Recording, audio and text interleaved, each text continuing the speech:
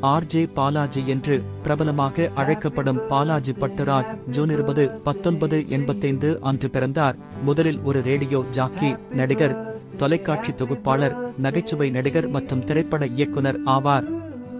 புத்தகம் எதிர் நீச்சல் படத்தில் ஒரு சிறப்பு தோற்றத்தில் நடித்தார் மற்றும் தீய வேலை செய்யணும் குமார் திரைப்படத்தில் தனது முழு நீள நடிகராக அறிமுகமானார்.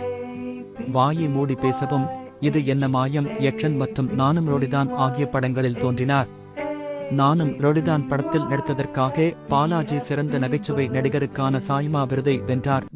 அவர் ஜில், ஜஞ்சக் மற்றும் புகாத் முத்தின கத்திரிகா, தேவி, கடவுள் இருக்கான், குமார் பறந்து செல்லவா, காற்று வெளியிடை, ஸ்வெடர் கி ஆகிய படங்களில் தோன்றினார்.